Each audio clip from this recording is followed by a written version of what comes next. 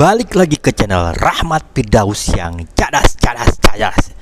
Di part kedua untuk asuransi jiwa, saya akan jelaskan terdapat 4 jenis asuransi jiwa umumnya yang diajukan oleh masyarakat, antara lain sebagai berikut.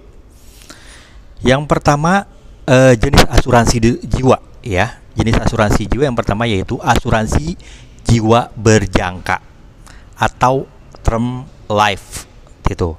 Memberikan manfaat perlindungan dalam kurun waktu tertentu yang telah ditentukan sebelumnya.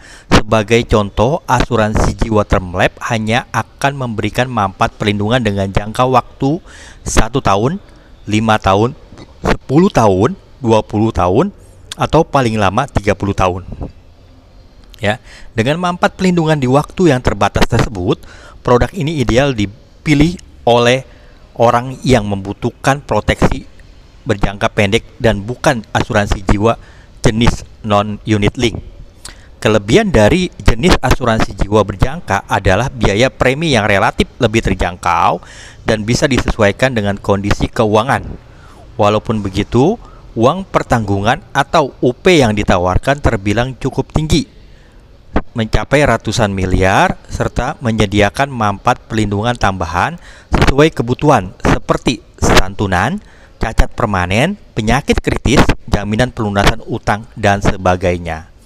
Yang kedua yaitu asuransi jiwa seumur hidup atau disebut dengan whole life. Ya, sesuai namanya, jenis asuransi ini akan memberikan manfaat perlindungan seumur hidup kepada nasabah tergantung dari kebijakan dan ketentuan penyedia layanannya.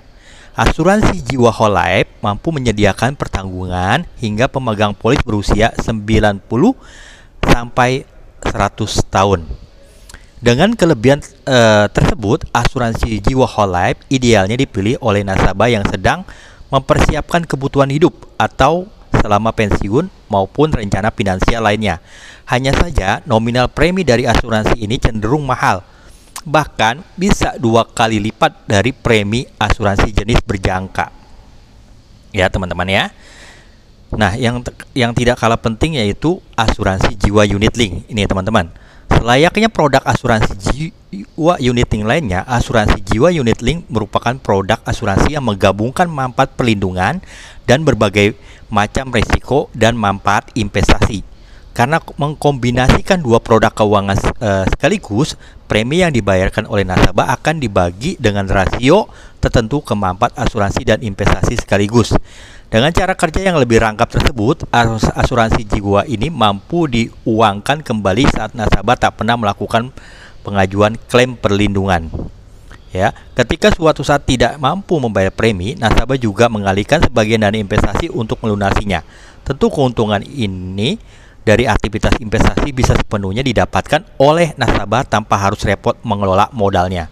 Namun kekurangannya, manfaat investasi tidak bisa dirasakan secara optimal karena harus terpotong biaya asuransi. Selain itu, resiko kerugian akibat investasi juga bisa turut mempengaruhi saldo asuransi dan menurunkan manfaatnya. Itu ya teman-teman ya. Jadi itu asuransi jiwa. Ada terakhir yaitu asuransi jiwa Dwiguna, menawarkan pelindungan yang dilengkapi dengan tabungan selayaknya jenis asuransi yang sebelumnya. Produk ini membagi sebagian premi ke rekening tabungan dan sisanya akan dialokasikan ke manfaat perlindungan asuransi. Mungkin itu aja yang bisa saya jelaskan untuk manfaat asuransi jiwa dan juga jenis-jenis asuransi jiwa. Tetap semangat teman-teman, jangan lupa like, comment, and subscribe. Salam positif.